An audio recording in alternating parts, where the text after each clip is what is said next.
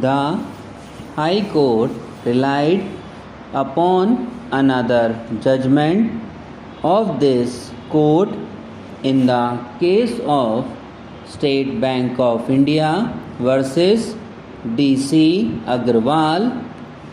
In that matter also, the High Court had quashed the punishment imposed on the respondent since the CVC report had not been furnished to him.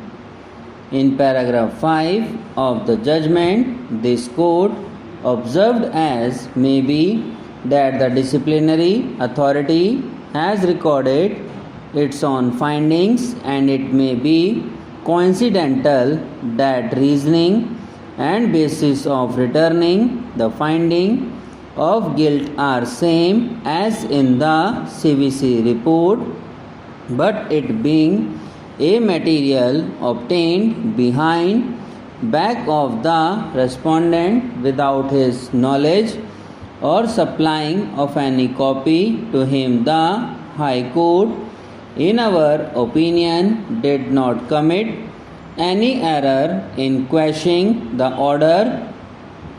Therefore, in the present case, the High Court set aside the punishment imposed on the respondent.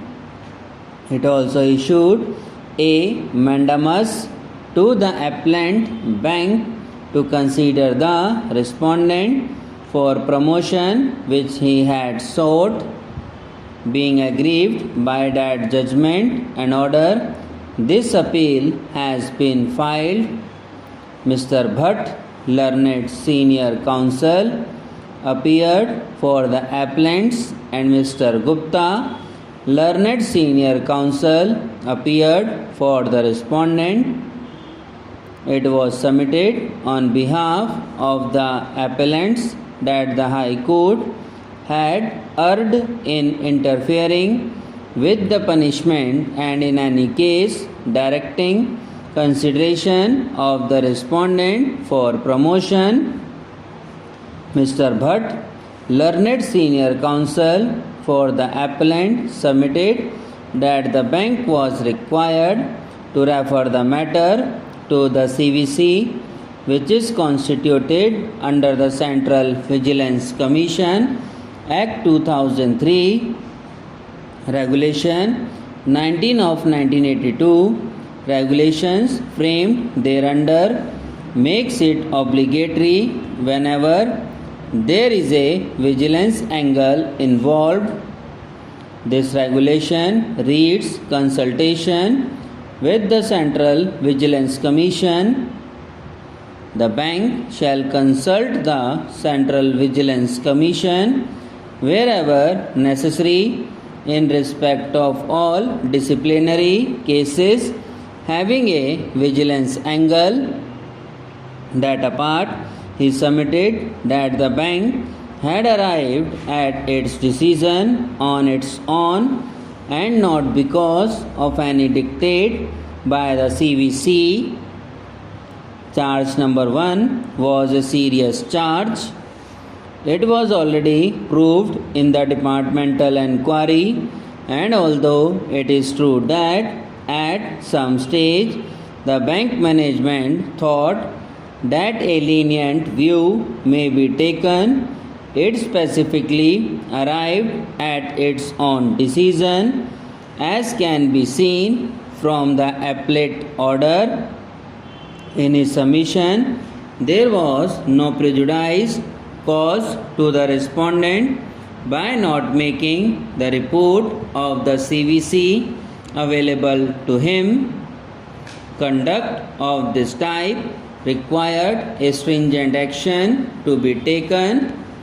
He relied upon the judgment of this court in the case of regional manager versus Nikunja Bihari Patnaik, reported in this court, has held in that matter that when the bank officer acts beyond his authority, it is a misconduct and a proof of any loss to the bank is not necessary.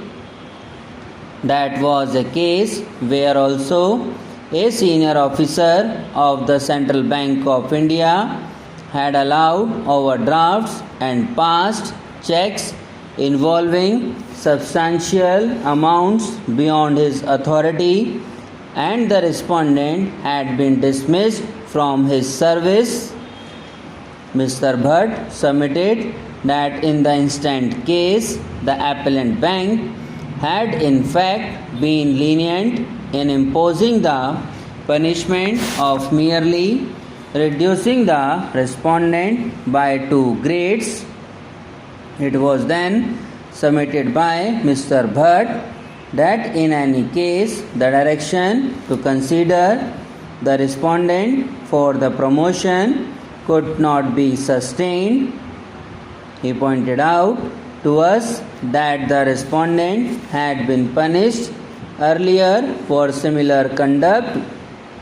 He was considered for promotion in the year 2002 and subsequent to the impugned judgment in the year 2005 also, but was not found fit.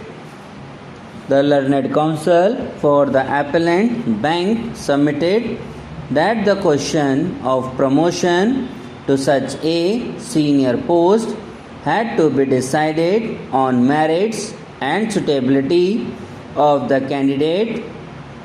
Mr. Bhatt further submitted that even if the punishment was to be interfered with, there was no case for direction for promotion. It was submitted on behalf of the respondent, on the other hand, that there was no loss suffered by the bank, and at the highest it was a technical lapse.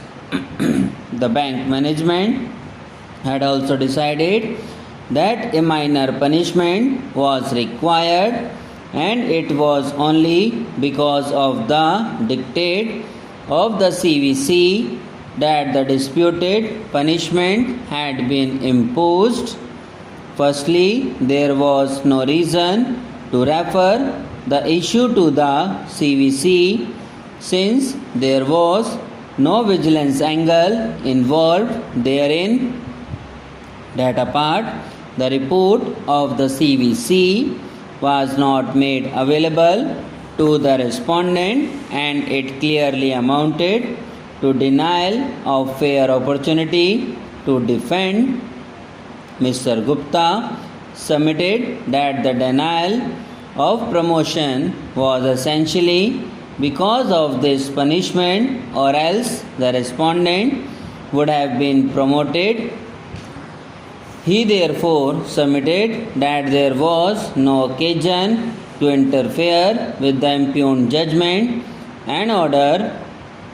Mr. Gupta submitted that the 2 judgments relied upon by the High Court in the case of Narayan Swamy and State Bank of India squarely applied to the present case, and there was no occasion for this court